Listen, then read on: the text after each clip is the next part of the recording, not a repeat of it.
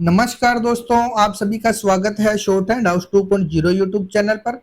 दोस्तों, यह डिक्टेशन संपादकीय मैटर पर आधारित है तथा 80 शब्द प्रति मिनट की गति से रिकॉर्ड की गई है, जिसकी आउटलाइन का लिंक आपको वीडियो के डिस्क्रिप्शन में दिया गया है, जहां से आप इसकी आउटलाइन प्राप्त कर सकते हैं। इसी तरह की और डिक्टेशन प्राप्त करने के लिए आप हमारे चैनल को सब्सक्राइब करें तथा वीडियोज को लाइक एवं शेयर करें। डिक्टेशन स्टार्ट होगी 5 सेकेंड बाद। स्टार्ट। देश में चुनावी मौसम आते ही फ्री बीज यानी मुफ्त सेवाओं और सुविधाओं की घोषणाएं की जाती है। इस तरह की घोषणाएं अक्सर तात्कालिक लाभ तो देती है, लेकिन दीर्घकालिक आर्थिक दृष्टिकोण से यह देश की वित्तीय स्थिति पर भारी बोझ डालती है। वर्ष 2047 तक आत्मनिर्भर भारत के संकल्प को साकार करने के रास्ते में यह रेवड़ी कल्चर एक बड़ी बाधा है। हिमाचल प्रदेश का ही उदाहरण लीजिए।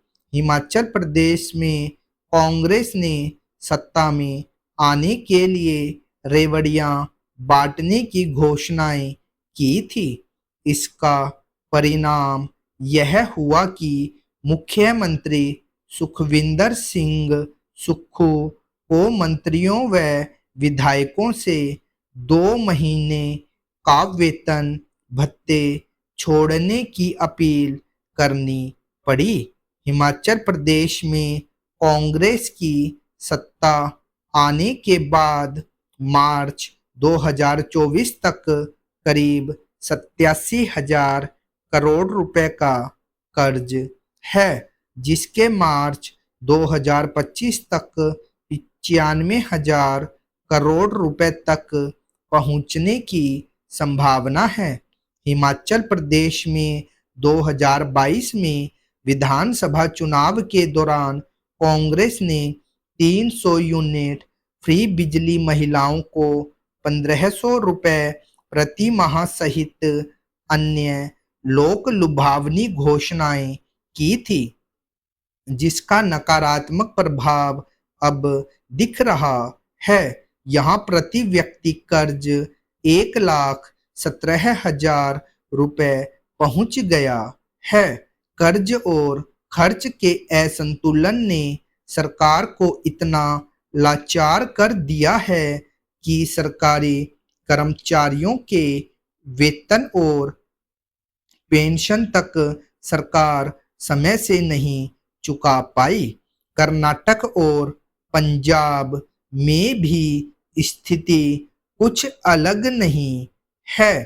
ठेकेदारों का 25,000 करोड़ रुपए का बकाया चुकाने में सिद्धारमैया सरकार की असमर्थता की वजह से कई विकास परियोजनाएं ठप होने के कगार पर है।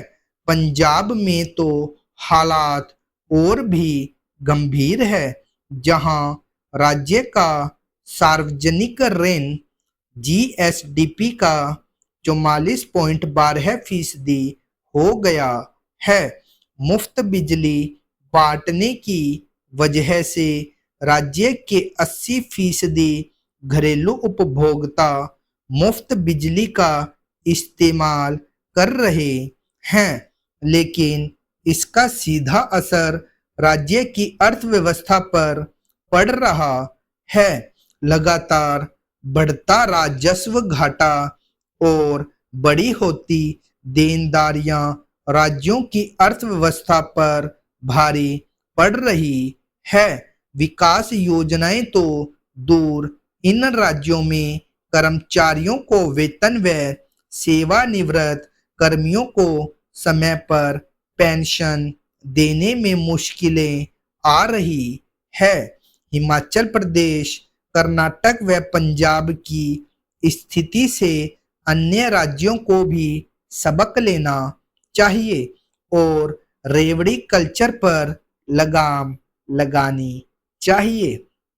राजस्थान में गत कांग्रेस सरकार ने बिना बजटीय प्रावधान के थोथी घोषणाओं को प्रोत्साहित करके राजस्थान की अर्थव्यवस्था का बंटाधार कर दिया था। महंगाई राहत कैंप लगाकर मुफ्त बिजली, मुफ्त स्मार्टफोन, फ्री बीज घोषणाओं के साथ वोट की फसल काटने के लिए बिना बजटीय प्रावधानों के महाविद्यालय, विद्यालय, चिकित्सालय व हजारों किलोमीटर सड़कें बनाने की थोथी घोषणाएं और अपने असंतुष्ट नेताओं की खुशामदी के लिए एक साथ 19 नए जिले व मनमाफिक तहसीलें तक बना डाली। इन सब के बावजूद कांग्रेस शासन में नहीं आ सकी। भाजपा सरकार को 5.79 लाख करोड़ रुपए का भारी भरकम कर्ज विरासत के रूप में मिला। फ्री बीज का वादा करना राजनीतिक दलों के लिए आसान है, क्योंकि इससे उन्हें लगता है कि जनता का समर्थन हासिल करने में मदद मिलेगी, परंतु यह भी सत्य है कि ऐसी योजनाओं की लागत भविष्य में जनता को ही चुकानी पड़ती है। फ्री बीज के बजाय सरकारों को दीर्घकालिक जन कल्याणकारी योजनाओं पर ध्यान केंद्रित करना चाहिए। कृषि, स्वास्थ्य और शिक्षा जैसे महत्वपूर्ण क्षेत्रों में निवेश बढ़ाना सरकारों की प्राथमिकता होनी चाहिए, ताकि दीर्घकालिक विकास सुनिश्चित हो सके। मुफ्त योजनाओं पर निर्भरता बढ़ाने के बजाय आत्मनिर्भरता और विकास को प्रोत्साहित करना ही देश को एक समृद्ध और सशक्त भविष्य की ओर ले जाएगा।